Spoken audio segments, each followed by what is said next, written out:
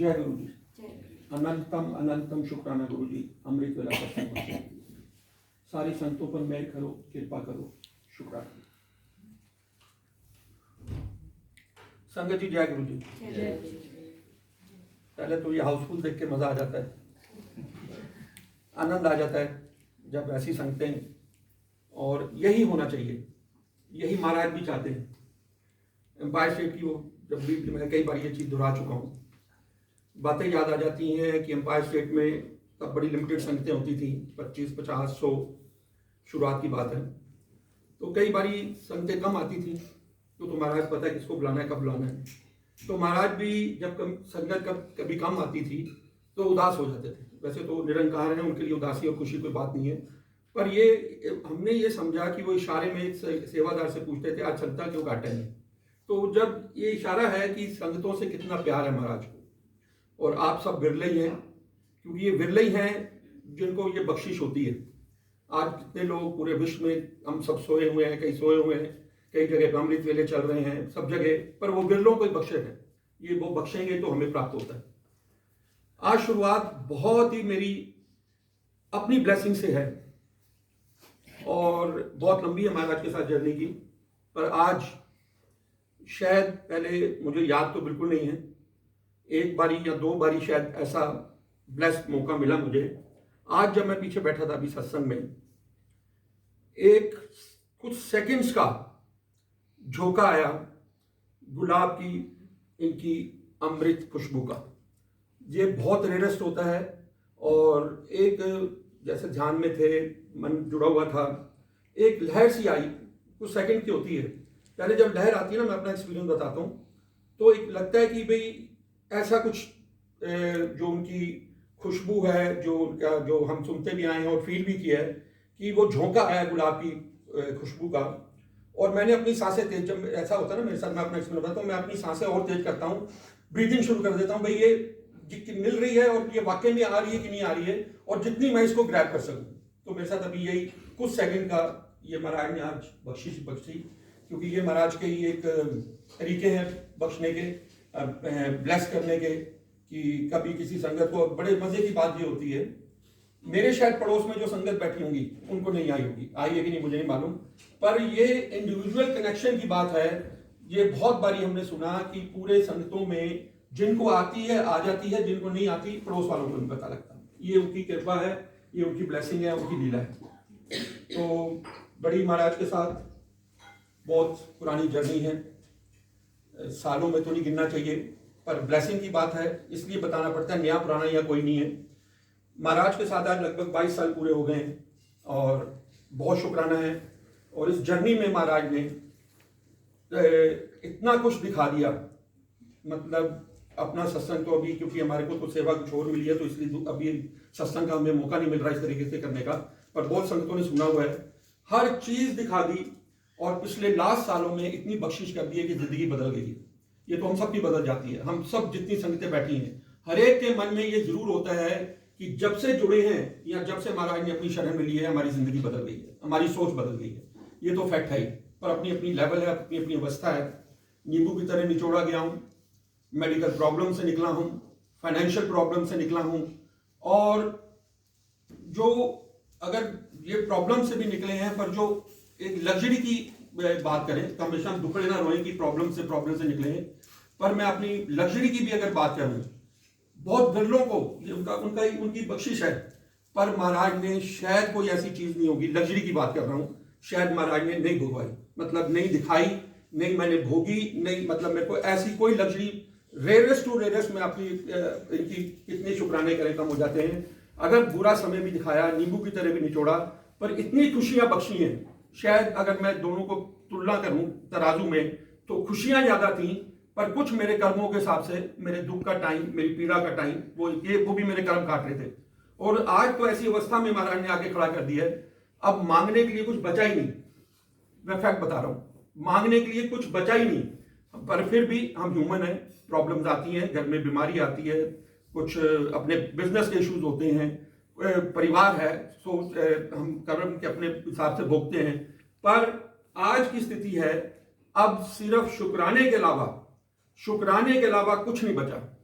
24 घंटे। और इस अवस्था में मैं तो कहता हूं महाराज सबको ये बख्शे, मैं अपनी तारीफ नहीं कर रहा हूं, क्योंकि सत्संग यही सिर्फ एक माध्यम है। महाराज जब अपने टाइम में एम्पायर में संगतों को कहते थे उठ खड़ा हो, अपने 10 तेनू गुरु को की मिलिया, खुद उनके वचन है, तेनू गुरु को की मिलिया, अपनी ब्लेसिंग शेयर कर।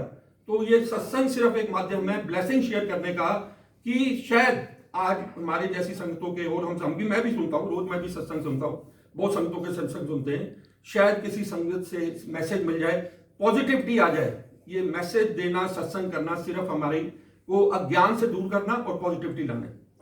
तो बहुत शुक्राना महाराज, बहुत ही शुक्राना। हमें एक सेवा मिली हुई है, आज हम 39th डे पे आ गए हैं और कल 40वां हमारा पहला चलिया। मेरे लिए बहुत बख्शिश है महाराज की, शुक्राना है कि सत्संग में बैठकर सत्संग संगतों के साथ मेरी लाइफ का ये पहला चलिया पूरा हो रहा है अमृत वेले का। अपने घर में महाराज ने कुछ समय से बख्शा हुआ था, मैं अमृत वेला अकेला करता हूँ और बाकी सब सेवाओं में हम जुड़े हुए हैं, महाराज की बड़ी कृपा है। पर ये पहला मेरा चलिया पूरा महाराज ने अपनी बख्शिश से करवाया है, कि जो मैं संगतों में बैठकर सत्संग के रूप में और एक सेवा के रूप में, इसका भी महाराज ने कोई बहाना बना दिया कि ये भी सब आप देखिए, ये टेलीपैथी है, उनके आदेश हैं, उनके हुक्म है। अब जितना कोई समझ पाए मैं नहीं जानता, पर मैं अपने एक्सपीरियंस बता रहा हूं। ये भी उनका हुक्म हुआ कि संगत के साथ बैठकर सत्संग में जाकर, जो रिंकू भाई साहब ने आज 40 दिन पहले, 39 दिन उनको भी हो गए, ये जपजी साहब का वो पूरे विश्व में बता रहे हैं कि जपजी साहब की कितनी बढ़ियाई है, जपजी साहब की क्या महानता है। उनको भी निरंकार ने आदेश दिया, जिस सेवा में वो आज लगे हुए हैं, अमृत वेला में संगतों को जोड़ रहे हैं, उसमें उनको आदेश हुआ कि जपजी साहब का जिक्र करना है। रिंकू भाई साहब ने कई बार इस चीज के लिए बताया। मैं बहुत सालों से ये सोचता था कि मुझे ऐसा कोई सेवा महाराज बख्शे कि मैं ऐसी कोई अलग से बात, जो उनका रूटीन में अमृत वेला की बात होती है, और बहुत सालों के बाद महाराज ने उनको ये सेवा बख्शी जपजी साहब का लोगों को बताने के लिए, और हमें भी समझा, हम भी समझ रहे हैं। और जितना मैं तो कोई ना ज्ञानी हूं ना कुछ हूं, पर आज मुझे लगता है अगर मैं खड़े होकर ऐसे बोलता हूं, कई समझते होंगे बड़े पता नहीं कितने ज्ञान झाड़ रहे हैं या क्या ज्ञानी बन गए हैं। मैं कोई ज्ञानी नहीं हूं, मेरे को कुछ नहीं पता, जैसे आप हो मैं वैसे ही हूं। पर इनसे सिर्फ हम सीख रहे हैं, समझ रहे हैं कि जपजी साहब का कितना बड़ा अर्थ है और कितनी बड़ी बढ़ियाई है। जपजी साहब गुरु ग्रंथ साहब की पहली बानी है, और जब सृष्टि के मालिक निरंकार ने सबसे पहला जो शब्द उच्चारण किया था धरती पे, वो था एक। एक जो आज हम जो मूल मंत्र हम करते हैं, एक ओंकार सतनाम कर्ता पुरुष जो करते हैं, ये ही जो मूल मंत्र है, एक जो एक लाइन में उसको सम्मिलित कर लें, वैसे तो उसका कोई आकार नहीं है, सीमित तो हो ही नहीं सकता, पर ये पूरे मूल मंत्र का अर्थ जपजी साहब है। मतलब पूरी जपजी साहब में इस मूल मंत्र की व्याख्या है, उसके गुण हैं। अगर हमें ये आप यकीन मानिएगा, जितना आप इस मूल मंत्र को समझ गए, इस एक लाइन में सीमित नहीं है पर एक लाइन की बात कर रहा हूं, जो भी संगत एक मूल मंत्र की ताकत समझ गए, उसके अर्थ समझ गए, आप यकीन मानिएगा, और जपजी साहब उसका ही पूरा व्याख्यान है। तो ये बीज मंत्र है, जो सबसे पहली बानी अगर जपजी साहब है तो इसे हम बीज मंत्र कहते हैं, मूल मंत्र को। ये अगर हमें समझ में आ गया तो इसमें अब जब, क्योंकि हम थोड़ा समझ गए हैं, पहले तो हम पढ़ते थे, सुनते थे, एक ओंकार सतनाम का बहुत बारी जपा, बहुत बारी सुना, पर जब एक एक करके एक एक दिन में 40 दिनों में तो हम इसको समझ ही नहीं सकते, पता नहीं कितने जन्म लगेंगे हम समझने के लिए। पर जितना भी हम अपनी अज्ञान बुद्धि से समझ पाए, अब समझ में आता है कि एक एक शब्द का, एक एक जो अक्षर का, जो इस मूल मंत्र का है, उसकी कितनी बढ़ियाई है। पिछले 40 दिनों में हमने संगतों के साथ बैठकर YouTube के माध्यम से, ये वीडियो कई जगह वायरल भी हो रहा है, कि संगतों को पता लग पा रहा है कि ये जपजी साहब तो रिंकू भाई साहब कर रहे हैं, इधर हम उनके तिनके के बुरा का मुकाबले भी नहीं है, पर एक सेवा उन्होंने बख्शी है तो हमें भी ये मौका मिल रहा है। तो ये हमें एक एक, आज इसको थोड़ा सा एक शॉर्ट में दोहरा देते हैं। एक जो शब्द है पहला मूल मंत्र का, एक। महाराज ने हमें एक से समझाया कि सब एक हैं, निरंकार एक है, रूप अलग अलग है। आप उसको कृष्ण कहें, राम कहें, साईं कहें, मां कहें, जो भी कहें, सब एक हैं और यही एक स्वरूप में विराजमान हो चुके हैं। आज हम गुरु जी से अगर संगत हैं, हम ये समझे, महाराज ने हमें समझाया कि आज भी आप दरबार में देख लो, जब भी सत्संग होते हैं, या मंदिर में देख लो, बड़े मंदिर में, एक गुरु जी का रूप, मतलब वाकई में इसमें कोई दो राय नहीं है। मैं शिरडी साईं का भक्त हूं, 35 साल हो गए हैं, माँ का सबके मानते हैं, पर जब इनके साथ जुड़े, इस एक रूप में ही सारा रस मिल गया। एक इस रूप में ही शिरडी वहां बड़े मंदिर नजर आ गई, मां नजर आ गई, मतलब हर संगत का ये एक्सपीरियंस हो गया कि वो आस्था आस्था, वो अवस्था की बात है। इस एक निरंकार का पूरा एक रूप में हमें ये इतना आसान तरीका महाराज ने बख्शा। एक ओंकार, ओंकार से हमें समझा में आया ओम, ये ओम शब्द 3 अक्षरों से बना है और जिसमें उन्होंने ओम, ये थोड़ा इजी नहीं है मेरे लिए भी प्रोनाउंस करना, तो उसमें हमें समझ में आया कि ब्रह्मा विष्णु महेश, ये ओम जो है ब्रह्मा विष्णु महेश का जो उसका अर्थ है। सृष्टि की जब रचना हुई थी तो ओम जो की ध्वनि प्रकट हुई, जिसमें ब्रह्मा विष्णु महेश ने ये सृष्टि की रचना की। ओंकार, ओम पहले था तो महाराज ने इसके आगे कार लगा दिया। पहले खाली ओम था, जब हम शास्त्रों में पढ़ते हैं कि ओम, जब गुरु नानक जी आए उन्होंने ओम के साथ कार जोड़ दिया। कार का उन्होंने हमें समझाया इसका कोई आकार नहीं है, ये निराकार है, इसकी कोई सीमा नहीं है, इसका कोई रूप नहीं है, तो एक ओंकार बन गया। एक ओंकार कर्ता पुरख, यही करता है, यही सृष्टि के मालिक हैं, यही करता है, ये हमें कर्ता पुरख में, जो मैं एक एक लाइन में आपको मेरी जो बुद्धि मैं आपको बता रहा हूं। एक ओंकार नहीं, सॉरी बीच में सतनाम आया, भूल गया, सॉरी। सतनाम, सतनाम से हमें समझा सत मतलब सच। महाराज ने सत को पहले बताया, नाम को पीछे रख दिया। सत मतलब सच की कीरत, सच की कमाई। महाराज से हमें समझा कि नाम से भी ऊंचा है हमारी सच की कमाई। अगर हम पाप की कमाई कर रहे हैं, किसी का हक मार के काम कर रहे हैं और किसी के साथ अन्याय कर रहे हैं, तो वो आपका सब जीरो कर देगा। तो सत बड़ा इंपॉर्टेंट हमने समझा। सत नाम की आप बढ़िया सुन रहे हैं, नाम के बिना कुछ है ही नहीं। सतनाम कर्ता पुरख बात हम कर चुके हैं। अकाल मूर्त, ये किसी समय में नहीं बंधे हुए, ये अकाल हैं, इनका लिए कोई भी काल की सीमा नहीं है, हम तो सब काल में बंधे हुए हैं, तो ये अकाल मूर्त है। अजूनी सैभम, बहुत इंपॉर्टेंट ये शब्द हमें समझ में आया कि अजूनी बहुत ही बड़ा शब्द हमें समझ में आया इन दिनों में। अजूनी मतलब ये जो महाराज है किसी जोनी में नहीं है। हम सब मनुष्य, कोई मनुष्य जोनी में है, कोई पेड़ की, कोई जानवर की, पत्तों की, पहाड़ की भी जोनी बताई गई है, ये किसी जोनी में नहीं है। ये सारी जो मूल मंत्र है ये निरंकार के गुण है। तो जो अजूनी साहब मीन्स, और हमें ये समझ में आया कि हमें भी अजूनी की अवस्था में आना है। अजूनी की अवस्था में आना है। अजूनी मतलब जनन मरण के बंधन से मुक्त होना। तो हमारा भी लक्ष्य वही है कि महाराज हमें कृपा बख्शें, अजूनी कर दें और हमारा ये जन्म मन काट दें। अजूनी साहबम, आगे फिर आ गया आपका एक गुरु प्रसाद। अभी हमने जो कल तक हम जिक्र कर रहे थे गुरु प्रसाद, अब इतना हमने समझा कि ये गुरु प्रसाद सारा ही निचोड़ है पूरी सारी शब्द बानी का। गुरु प्रसाद मीन्स गुरु की कृपा, गुरु का तरस, गुरु का दया, और हमें सिर्फ ये गुरु प्रसाद ही प्राप्त करना है कि इनकी कृपा के बिना ना हम नाम जप सकते हैं, ना हम कुछ कर सकते हैं। तो गुरु प्रसाद का अर्थ हमें समझ में आया कि इनकी कृपा है, और हमारा एंड में लक्ष्य यही है कि हमें महाराज अपनी कृपा बख्शें और हमें अपने अवगुणों से हमारे को निकालें। गुरु प्रसाद तक हम जिक्र कर रहे थे। आज शब्द आ गया जो नेक्स्ट आता है जप। एक ओंकार सतनाम के बाद आप देख रहे हैं कि ये गुरु प्रसाद के बाद जप जी साहब की बात हो रही है। महाराज ने जो पहली बानी रची वो उन्होंने खाली बोला जप। उन्होंने जप लिखा कि जप मतलब जपना कितना इंपॉर्टेंट होगा। जप कि पहला ही जो बानी का गुरु ग्रंथ साहब की इतनी बड़ी ग्रंथ साहब में पहली जो बानी है वो जप जी साहब है। महाराज ने निरंकार ने जप बोला, पर हमारे संगतों ने उसको इज्जत मान दी, सत्कार दिया। श्री जप, श्री लगा दिया, जप जी लगा दिया, साहिब ये बन गया श्री जप जी साहिब का पाठ बन गया।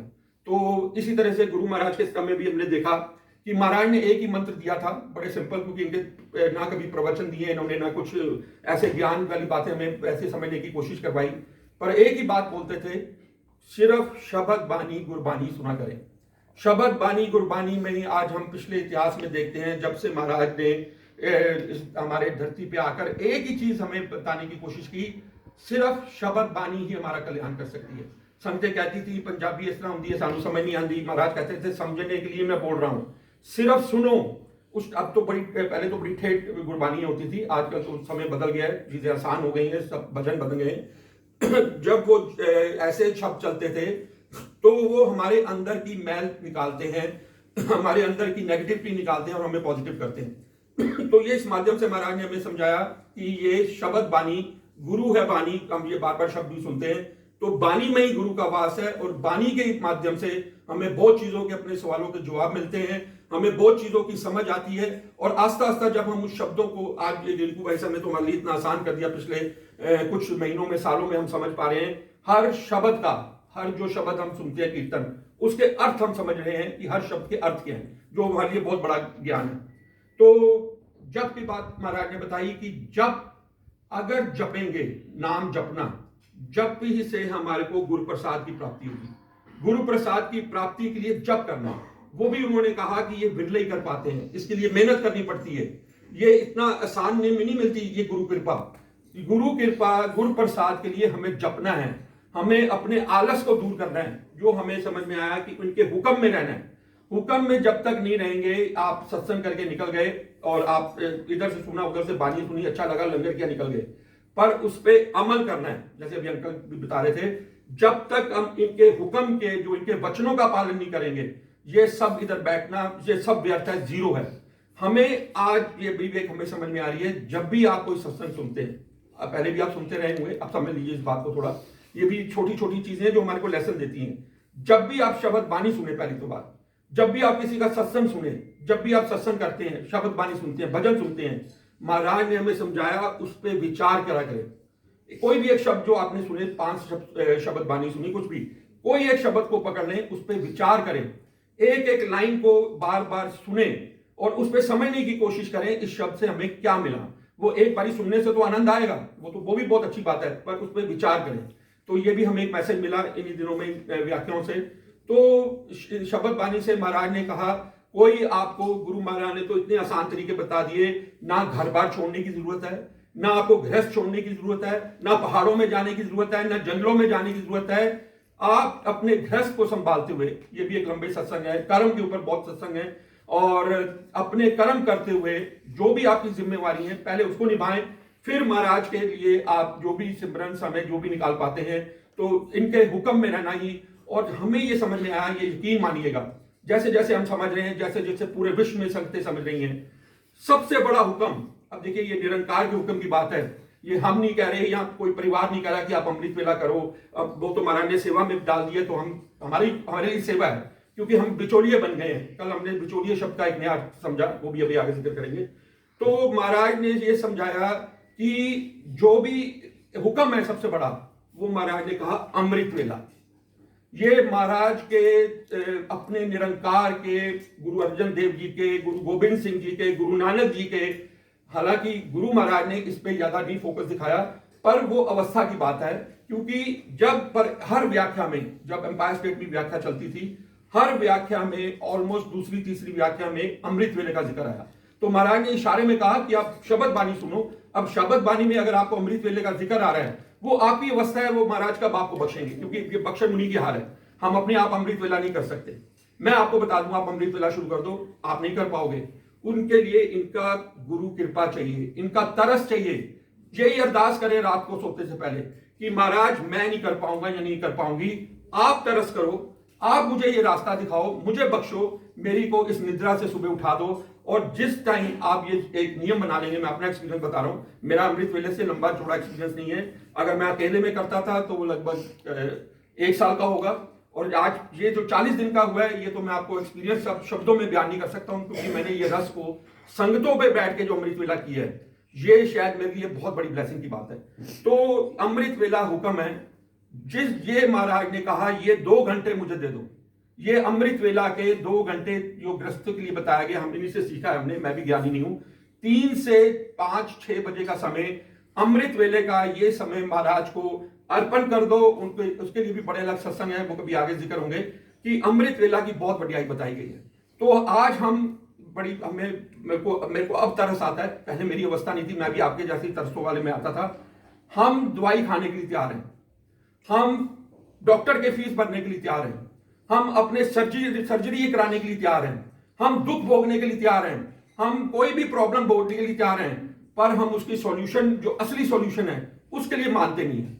वो संत आज पिछले व्याख्या में सुन रहे हैं, संत कहते हैं ऐसा कलयुग का घोर आ गया है कि आज संतों को विनती करनी पड़ती है कि आप सिमरन सेवा अमृत वेले से जुड़ जाओ। और वो वही बात है कि मुफ्त में हम जहर पी रहे हैं।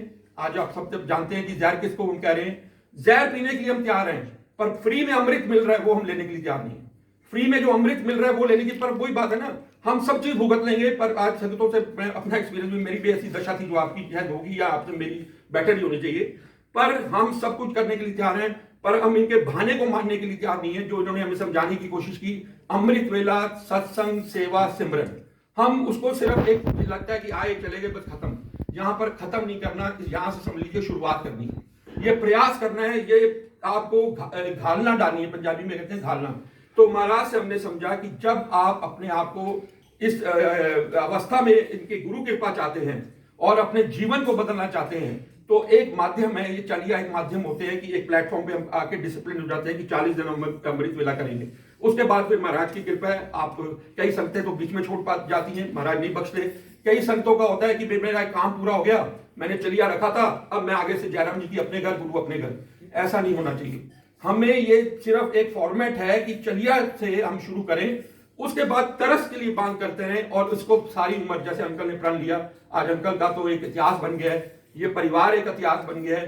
परिवार की मैं तारीफ नहीं कर रहा हूं, इस दरबार की तारीफ कर रहा हूं, इनकी बख्शिश की तारीफ हो रही है कि महाराज ने 400 दिन अमृत वेले की संगत इस परिवार को बख्शिश दी है और उनके माध्यम से हम भी थोड़ा थोड़ा जुड़ते जा रहे हैं और इसको ब्लेस होते जा रहे हैं।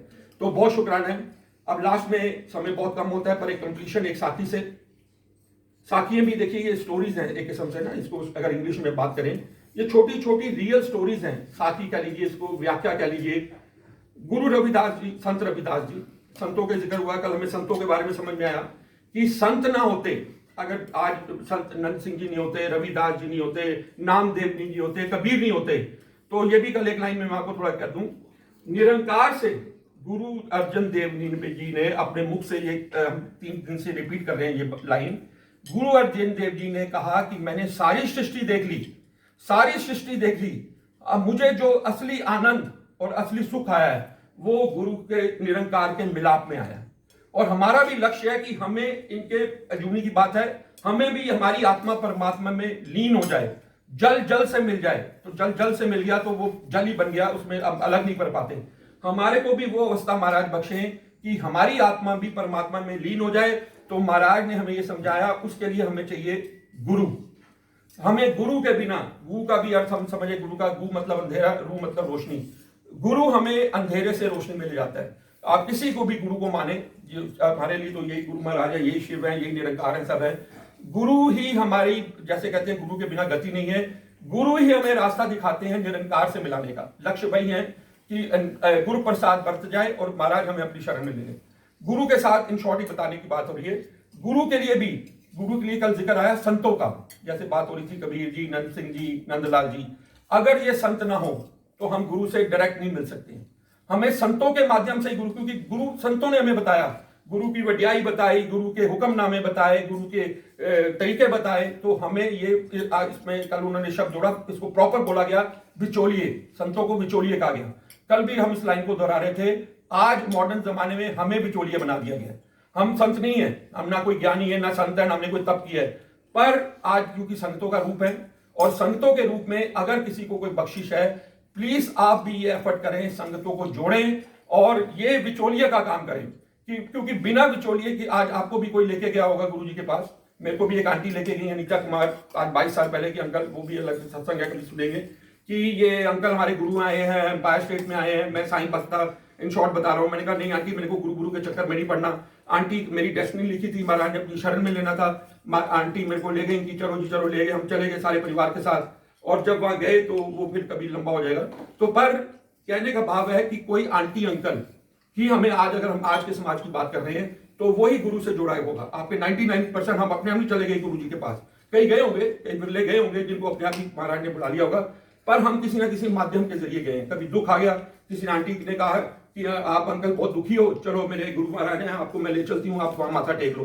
किसी आंटी ने कहा कोई परेशानी है, तो ऐसे ही संगतें जुड़ती गई। अब आपको भी ये काम करना है, ये आपको सेवा करनी है, काम नहीं, सेवा करनी है। जो आपने गुरु से पाया, जो आपने गुरु में देखा, जो आपने गुरु से बख्शिशें ली, वो आप प्लीज, चाहे आपको फोन करना पड़े, चाहे आपको बात करनी पड़े, जिक्र करना पड़े, आप ये सेवा जरूर निभाएं। कल भी हम ये बात कर रहे थे, एक संगत भी अगर 5 का लक्ष्य ले ले कि मैं महीने में 5 संगत जोड़ूंगी, ये मेरा टारगेट है, ये बहुत बड़ी सेवा है। महाराज के खुद वचन है, उस टाइम भी कहा करते थे हम पायर स्टेट में, संगतों को जोड़ो।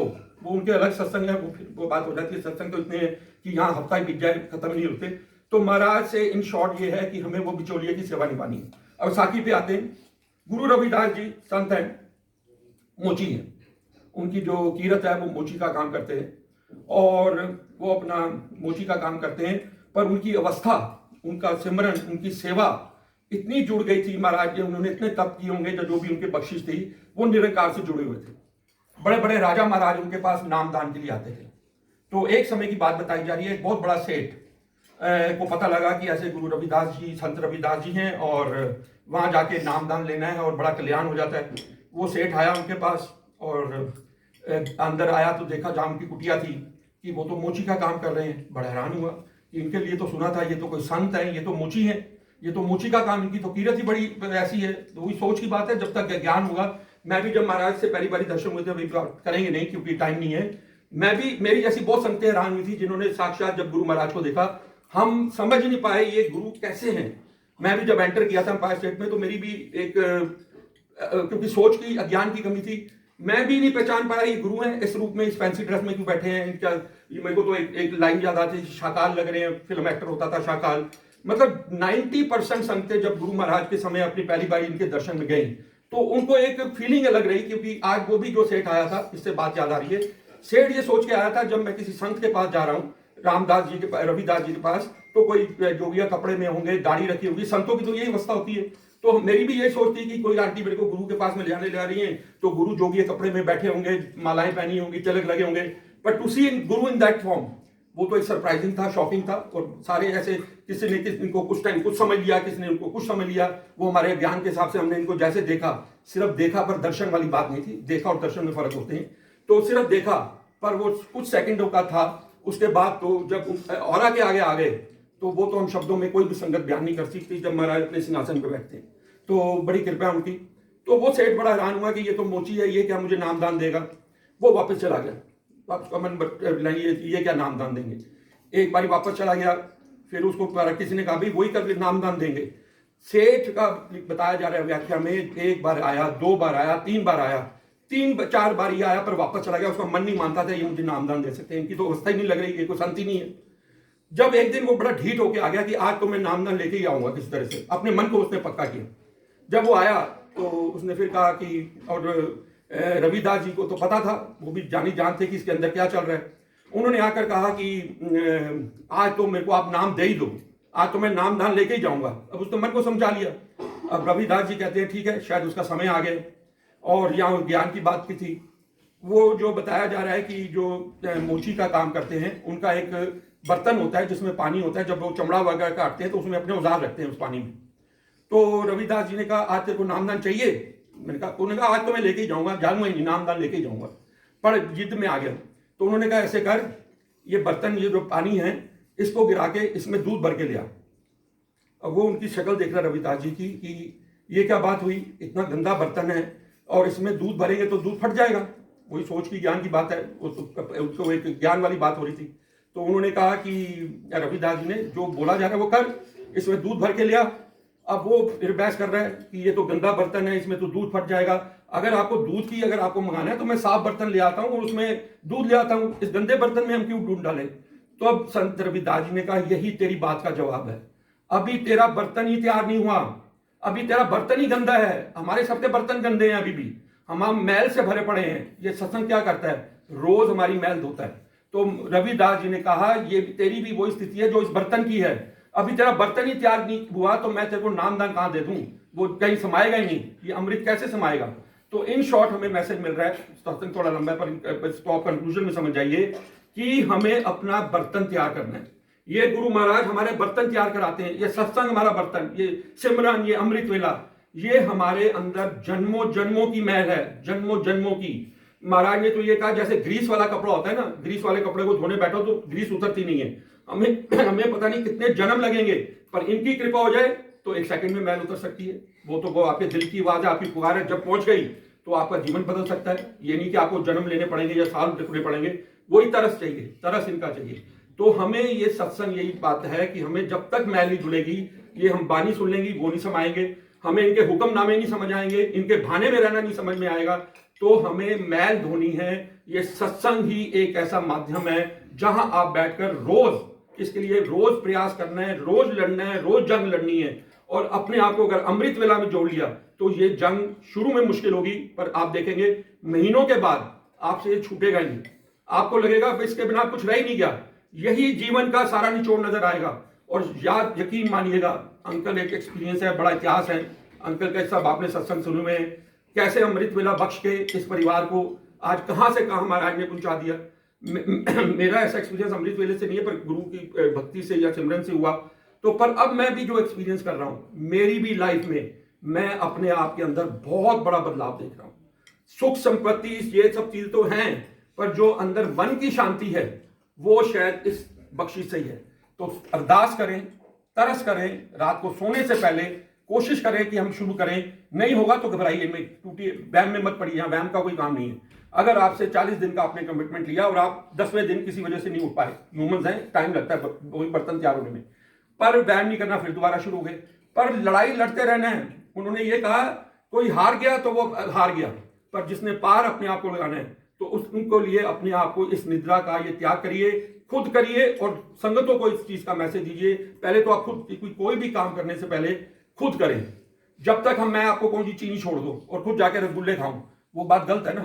तो पहले हमें वो काम खुद करना है। जब आपको रस आ जाए और आप कन्विंस हो जाओ, और आप सामने वाला ये ना कह सकते खुद तो तुम रसगुल्ले खा रहे हो, मुझे कह रहे चीनी छोड़, तो ये चीज नहीं करनी। पहले आप खुद अपने आप को इसमें जुड़ के देखें, इस रस में डूब के देखें, और आपको अगर आनंद आ जाए, आनंद इनकी कृपा से आएगा। इनसे आगे तरस अरदास करें, फिर आप संगतों को जोड़ें, और जिस दिन ये आपकी लाइन में इस प्लेटफॉर्म पे जुड़ गए, जीवन बदल जाएगा, जीवन बदल जाएगा। महाराज ने हर माड़े वक्त का इलाज बताया है। आज बड़ा माड़ा वक्त है, इससे बड़ा दुख पृथ्वी पे कभी नहीं आया आज तक। इस माड़े वक्त में बीमारी से, पैसे की प्रॉब्लम से, रिलेशनशिप से, ये एक तोड़ है। अमृत वेला संभाल लें, अमृत वेला संभालने। ये मेरे लिए नहीं है, मैं तो बोल के चला जाऊंगा ना, मैं कोई ज्ञानी नहीं कुछ हूं, पर किसी भी एक संगत का महाराज खड़े होकर जहां पर ये कहना का, ये क्यों करवाते हैं, ये क्यों करवाया जा रहा है। हम कोई इसमें बिजनेस नहीं कर रहे कि आप मेरे को ये दो मैं आपको जो दूं, नथिंग रहता है। हमें सिर्फ ये सेवा इसलिए मिली है कि हमने लोगों को जगाना है, हमने संगतों को जगाना है। विश्व में अभी भी बहुत संगतें हैं, बहुत लोग हैं जिनको इस रस का पता नहीं है। तो पहले आप खुद अनुभव करें, एक नियम में बनाएं अपने आप को, और उसके बाद संगतों को जोड़ें। तो बहुत बहुत शुक्राना महाराज, इसी तरह सब संगतों पे कृपा करना। जय